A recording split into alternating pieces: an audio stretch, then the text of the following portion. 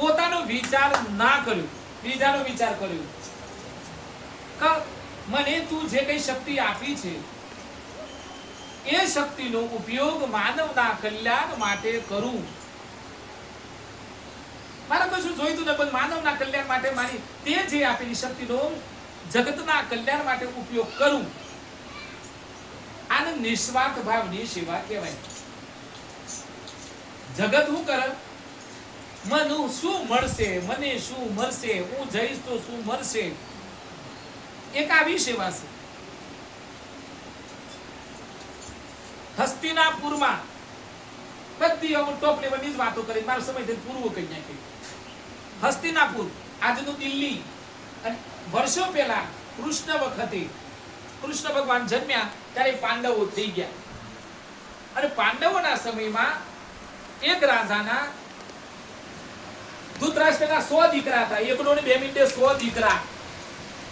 એમાં આપણે ઊંડું એ બીજી વખત ઉતર્યું, પણ 100 દીકરા હતા. એક બાજુ પાંડુ રાજાના 5 દીકરા હતા.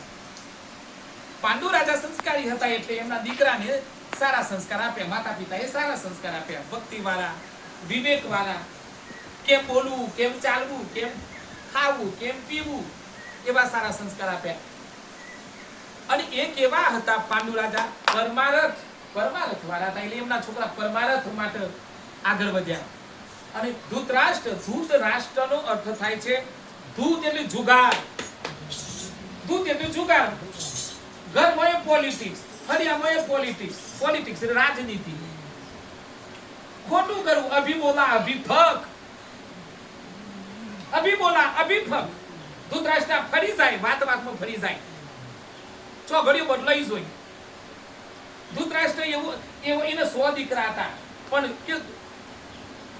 એને મોહ હતો. મોહ, મારું મન મળવું જુઓ, પણ મારા ભાઈનો સોરણ મળવું જોવા નહીં. મને મારું મળવું જુઓ, અને મારું તો મળવું જોઈએ, પણ મારા ભાઈનું એ મારા ખાતામાં જમા થવું જોઈએ. મારા ભાઈનો સોરણ મળવું જોવા નહીં. એટલે પછી ધૃતરાષ્ટ્ર, તમે જુઓ, પેલા 5 પાંડવોએ એમ કીધું કે અમને 5 ગોમ આપો. ન આલ્યો દાદાએ. પછી એમ કીધું કૃષ્ણ ભગવાન આમ ગયા. કોના જોડે ગયા? પેલા ધૃતરાષ્ટ્ર જોડે. અરે ભાઈ, તારા ભાઈના છોકરા છે અને તું જમીન આપ. તમે જમીન આપો બાપ, તમે મહારાજ છો, હસ્તિનાપુરના રાજા છો, દિલ્હીના રાજા છો.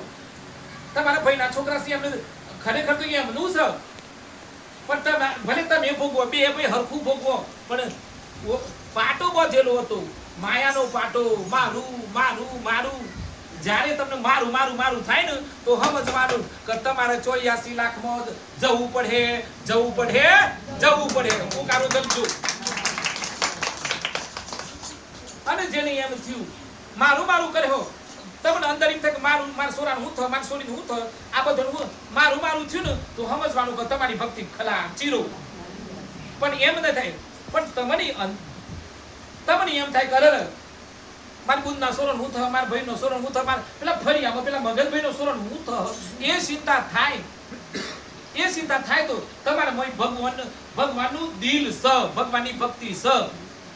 અને બીજું આગળ જ બધું. ઘણી વખત એમ થાય કે આપણે નહીં, આપણે રોઈ તો પડીએ, અરે કોનો સોરો દુખી છે, કોનો સોરો દુખી, પણ રોઈને શું કરવાનું કયો? આ બીજો સેશન, બીજો પોઈન્ટ. ઘણી વખત નથી કેતો અરે ઘણાય દુખી